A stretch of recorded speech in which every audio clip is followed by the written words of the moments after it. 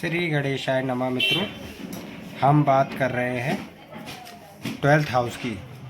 12th house का स्वामी इन सभी भावों में क्या व्यवहार करता है, इस बात को महत्व देते हुए आज की वीडियो की शुरुआत करते हैं।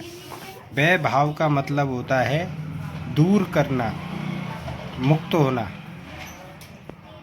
या बहुत अधिक खर्च होना।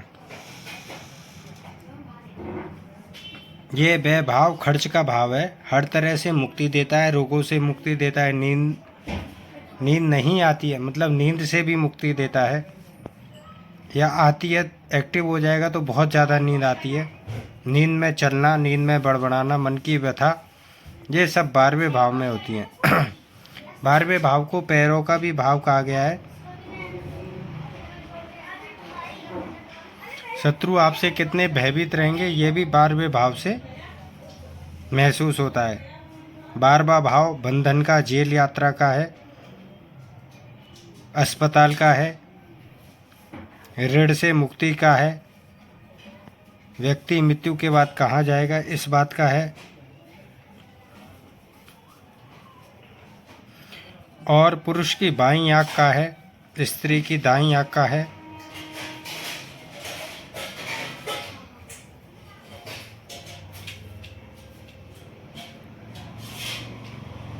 बारहवें भाव से पैरों का विचार किया जाता है। यह त्याग कराता है 12वां भाव। दाम्पत्य जीवन से भी मुक्ति मिल जाती है अगर 12वें भाव का संबंध सप्तम भाव से किसी प्रकार हो जाता है तो इसी प्रकार हम आगे बढ़ते हुए 12वें भाव का व्यवहार देखते हैं। सभी भावों में 12वें भाव का क्या प्रभाव होता है। अगर 12वें भाव का स्वामी प्रथम भाव में बैठ जाता है, चाहे 12वें भाव में कोई भी राशि हो, मान के चलिए 12वें भाव में मीन राशि है, 12 लिखा हुआ है, और 12वें भाव का स्वामी हो गया बृहस्पति, तो बृहस्पति प्रथम भाव में बैठा हो तो क्या फलित करेगा। तो जब 12वें भाव का स्वामी प्रथम भाव में बैठेगा तो ऐसे व्यक्तियों को कई जगह की यात्रा करनी पड़ती है। अगर व्यक्ति का विवाह होता है तो जन्म स्थान से दूर होता है। अगर व्यक्ति को व्यापार का मौका मिलता है तो जन्म स्थान से बहुत दूर मिलता है। व्यक्ति बहुत अधिक खर्च करना और घूमना फिरना दोनों ही पसंद करता है। व्यक्ति को हार्ड वर्किंग बहुत पसंद होती है, वो हार्ड वर्किंग को मज़े मज़े में करने लगता है। अगर 12वें भाव का स्वामी दूसरे भाव में बैठा हो, ऐसे व्यक्ति को अपने बजट को ठीक करना चाहिए या खर्चे की अधिकता को कम करना चाहिए, नहीं तो उसका खर्च बहुत अधिक बढ़ने लगेगा। उन्हें बोलते समय महत्वपूर्ण बातों को ही बोलना चाहिए, अन्यथा अनर्गल बातों के कारण उनकी बातों का व्यवहार लोगों के सामने प्रभावशाली नहीं रहेगा। ऐसे व्यक्ति धन प्राप्ति के लिए विदेश जा सकते हैं या विदेश से आए हुए व्यक्तियों के उनका संपर्क हो तो उन्हें धन प्राप्ति हो सकती है। ऐसे व्यक्ति की आनंद प्राप्ति की चीज़ों में बहुत अधिक धन प्राप्त हो सकता है। कभी कभी आपको कुछ अनर्गल खर्चे भी बन सकते हैं, यह नुकसान भी हो सकता है। विपरीत तरीकों से भी आपको धन प्राप्त हो सकता है, मतलब व्यापार से हट कर के भी आपको 12वें भाव से किसी न किसी तरीके से विदेशों से धन प्राप्त हो सकता है। अगर 12वें भाव का स्वामी तीसरे भाव में बैठे तो, अगर 12वें भाव का स्वामी तीसरे भाव में बैठेगा, अगर यह शुभ नहीं है और फिर भी तीसरे भाव में बैठा है 12वें भाव का स्वामी, तो अपने भाई बहनों से रिश्ते खराब होंगे।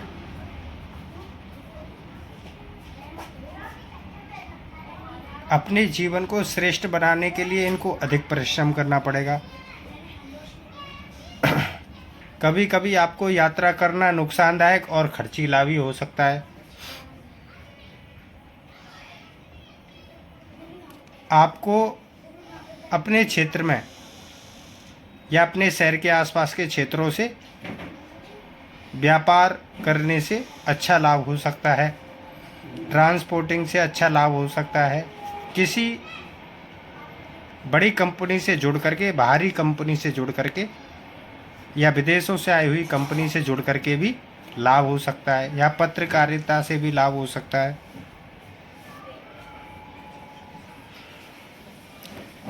12वें भाव का स्वामी जब तीसरे भाव में बैठ जाता है, ऐसा व्यक्ति अपने साहस के बल पर बहुत सारे कामों को निपटा लेता है। अब हम बात करते हैं 12वें भाव का स्वामी जब चतुर्थ भाव में ग्रह हमारे घर वाले स्थान पर, सुख वाले स्थान पर बैठा होता है।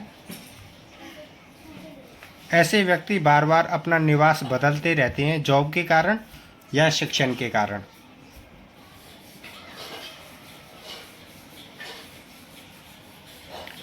छोटे स्तर के शिक्षण में ऐसे व्यक्ति ने अपने कई स्कूल बदल लिए हों, ऐसा भी बार बार हो सकता है। यहाँ पर माँ के स्वास्थ्य को नुकसान करेंगे 12वें भाव के स्वामी, क्योंकि ये विरक्ति देंगे, कुछ दूर करेंगे आपसे, घर के सुखों की स्थिति को कमज़ोर करेंगे। बार बार आपको अपने कामकाज के हिसाब से शहर या स्थान बदलने पड़ेंगे।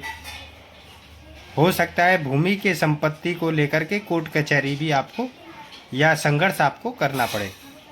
अब हम बात करते हैं 12वें भाव का स्वामी जब पंचम भाव से जुड़ता है,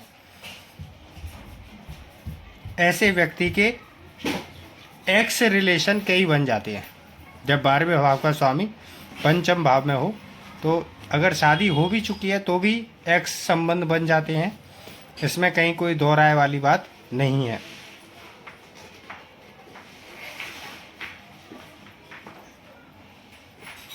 ऐसे व्यक्ति अपने मनपसंद कार्यों में विशेष रुचि लेते हैं और अध्ययन करते हैं।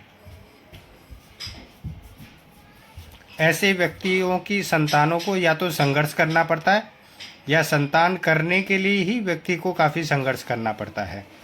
जब 12वें भाव का स्वामी पंचम भाव में आके बैठ जाए तो ऐसे व्यक्ति की संतानें स्वस्थ नहीं रह पाती हैं। कोई ना कोई रोग पीड़ा संतानों के ऊपर चलती रहती है, पेट की परेशानी बनी रहती है।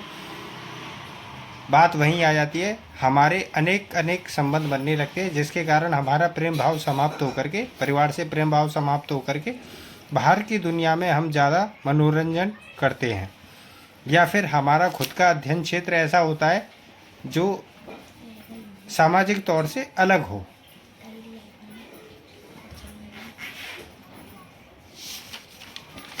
अगर ऐसा व्यक्ति किसी उच्च शिक्षण में लगा हुआ है, जिनका 12वें भाव का स्वामी पंचम में बैठा हुआ है, तो उन्हें जीवन में दोबारा मौका शिक्षण का मिल सकता है।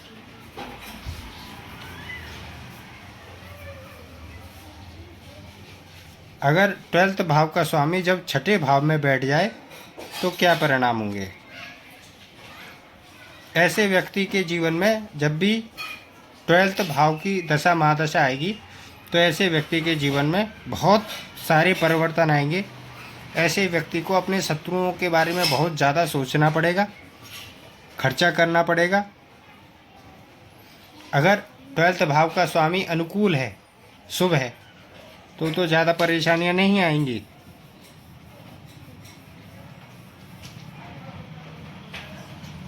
ऐसे व्यक्ति की जॉब अपने जन्म स्थान से काफ़ी दूर होती है।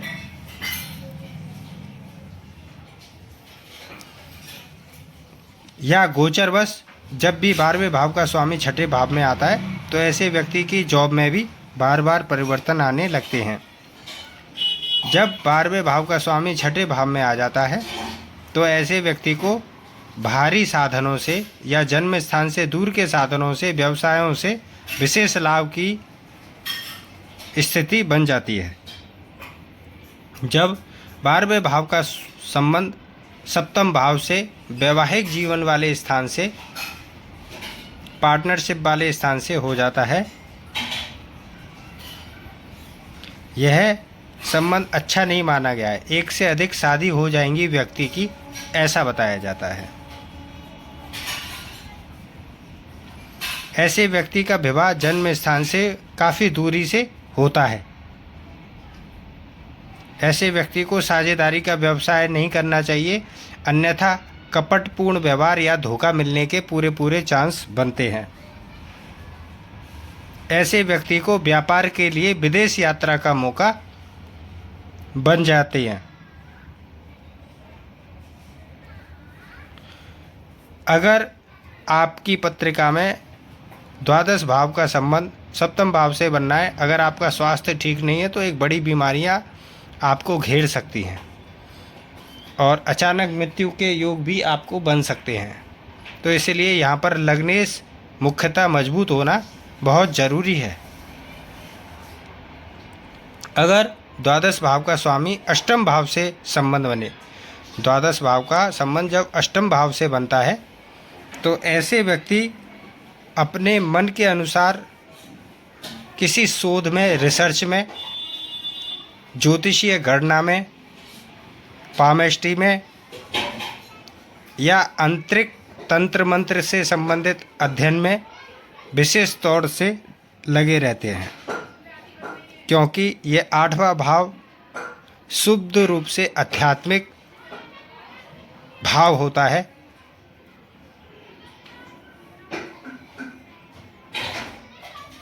यहाँ पर व्यक्ति किसी दूसरे व्यक्ति के धन को प्राप्त करने के मौके बनाता रहता है। इसी प्रकार से वह अध्ययन में आगे बढ़ता चला जाता है।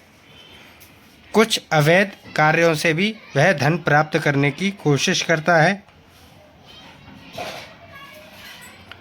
किसी न किसी बात को लेकर के ऐसे व्यक्ति की चिंताएं हमेशा विशेष तौर से बनी रहती हैं। जब 12वें भाव के स्वामी का संबंध भाग्य स्थान से होता है, ऐसे व्यक्ति को धार्मिक रीति रिवाजों में बड़ा आनंद आता है। हो सकता है ऐसे व्यक्ति का कुछ समय के बाद चरित्र ही बदल जाए, वो अनेक धर्मों से भी संबंध बना लेता है।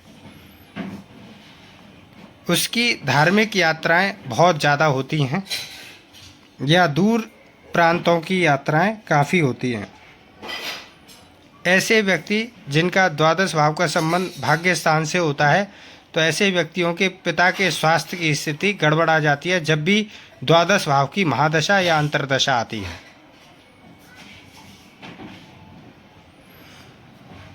द्वादश भाव का संबंध भाग्य भाव से होने से व्यक्ति के भाग्य में बार बार परिवर्तन की स्थिति आती है या उतार चढ़ाव की स्थिति बार बार आती है। ऐसे व्यक्ति को विदेश यात्रा करने का मौका अवश्य ही प्राप्त होता है। जब भी 12वें भाव का संबंध दसम भाव से हो, 12वें भाव का संबंध दसम भाव से होता है, ऐसे व्यक्ति के कार्यस्थल में बार बार परिवर्तन आते हैं। एक स्थान से दूसरे स्थान पर उसका कार्यस्थल बदलता रहता है या उसे कई जगह नौकरी करनी पड़ती है। एक जगह पर ऐसा व्यक्ति लंबे समय तक स्थिर नहीं रह पाता है। ऐसे व्यक्ति को कभी कभी विदेश में भी मौका मिल जाता है काम करने के लिए। ऐसे व्यक्ति को अपने भूमि संबंधी किसी न किसी लड़ाई झगड़े या द्वेष से रूबरू होना पड़ता है, क्योंकि जब द्वादश भाव का संबंध दसम भाव से होगा तो उसकी सीधी निगाह अपनी प्रॉपर्टी पर या भूमि संपत्ति पर अवश्य ही जाएगी। तो यहाँ भूमि संपत्ति का भी कारण बनता ही है। जब द्वादश भाव का संबंध एकादश भाव से या लाभ स्थान से होता है, ऐसा व्यक्ति वास्तव में विशेष योजनाओं को या बड़ी योजनाओं को बनाने के चक्कर में हमेशा लगा रहता है। बाहर से कैसे धन आए, इस योजना में वह विशेष पारंगत होता है। ऐसे व्यक्ति को बार बार हानि और बार बार लाभ के बड़े बड़े मौके आते रहते हैं। ऐसे व्यक्ति का धार्मिक दिमाग भी रहता है जब द्वादश भाव का संबंध एकादश भाव से हो जाता है। यह कैरियर के लिए तो बहुत ही अच्छा है और लाभ कमाने के मौके विदेशों से या विदेशी लोगों के द्वारा धन प्राप्त हो, ऐसे व्यक्ति को काफ़ी बार लाभ हुआ है। जब 12वें भाव का संबंध 12वें भाव का स्वामी अपने ही स्वयं के घर में बैठा हो, ऐसे व्यक्ति का आनंदपूर्ण जीवन तो होता है, परंतु शत्रु उसको बार बार हानि पहुंचाते रहते हैं। ऐसा व्यक्ति कम धन प्राप्त करके भी काफ़ी संतुष्ट रहता है, परंतु धन आगमन में उसे परेशानियां हमेशा बनी रहती हैं। विशेष धन की प्राप्ति कभी नहीं हो पाती। हाँ, जन्म स्थान से बाहर का धन उसे विशेष प्राप्त हो सकता है। जिन व्यक्तियों का द्वादश भाव का स्वामी एक्टिवेट हो, उन्हें अपना लग्न भाव का स्वामी विशेष तौर से जागृत करना चाहिए। और लग्न को जागृत करने के लिए जो भी लग्न भाव में राशि पड़ती है, उस राशि के मंत्र जाप अवश्य ही करें।